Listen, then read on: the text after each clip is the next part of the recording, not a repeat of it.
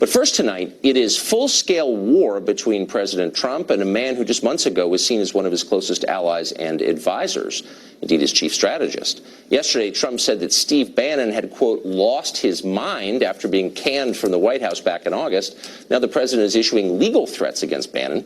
Bannon got a letter from Trump's legal team on Wednesday threatening a lawsuit for alleged violations of a confidentiality agreement he apparently signed. What to make of all of this? Well, a lot of people claim to be experts on Trump and the Trump White House and the Trump orbit.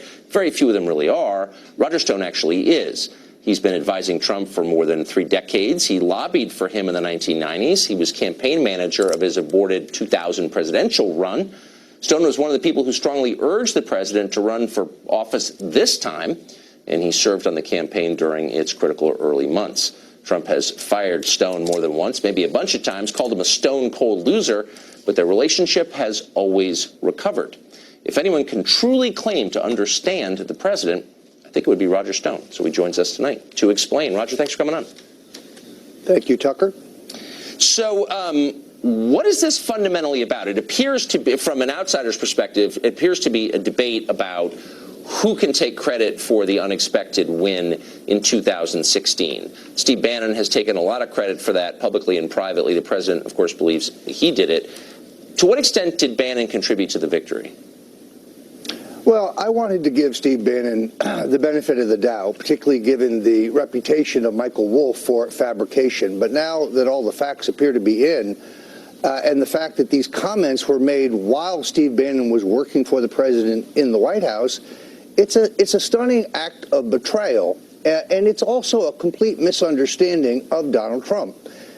In Donald Trump's world, in Trump world, there is no Karl Rove. There never has been, and there never will be.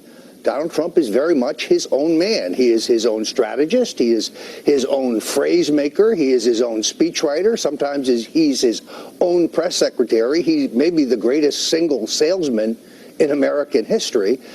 And the president's agenda on which he was elected, I should say his platform, was determined long before Steve Bannon joined the campaign and was determined by one man, Donald Trump. He's a phenomena. He's a force of nature, but he cannot be handled or managed. He's not a puppet, and he never will be. So Bannon argues that he put Trump's impulses within a framework that allowed him to win. I know Bannon from another life when we ran rival publications. I can't assess his skill as a political strategist or advisor. Is he a political genius in campaigns or no? No, I would actually argue that it's Donald Trump who's the political genius. Here is somebody who overcame enormous odds, massively outspent, with the opposition of the mainstream media, and scores one of the great upset come-from-behind victories in American political history. Now, the Trump platform was well settled on long before Steve Bannon joined the campaign. And it appears that Stephen Miller helped the president articulate it. But yeah, he did. The agenda is Trump. The drive to win is Trump. The populist campaign is all Donald Trump. Just taking the title of chief strategist is a misnomer at best. So the idea was is his. But the idea was that after the campaign, Bannon was kind of the living conscience of the White House, the reminder of what the campaign was about, and a leader of this movement, this conservative movement. Why have so few conservatives publicly defended Steve Bannon in the last 24 hours? He's being attacked. Matt Drudge, Rush Limbaugh, both attacked him today. Why is that? Well, first of all, the movement is bigger than any one person. I asked 6 people on the way into the Fox studio here who Steve Bannon is, and none of them knew. Every single one of them knew who Donald Trump was, and every one of them knew about his efforts to make America great again. But then you get to the specifics.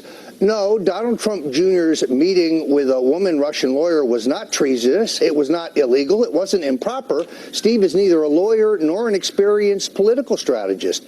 That meeting is a nothing burger. And it looks more and more like a setup to me, given the fact that the Russian woman lawyer was in the country illegally at the sufferance of the Obama administration. So I don't really understand what would motivate Steve to say these things when it's the president who's given him the opportunity for high public service, when it's the president who's given him a White House office.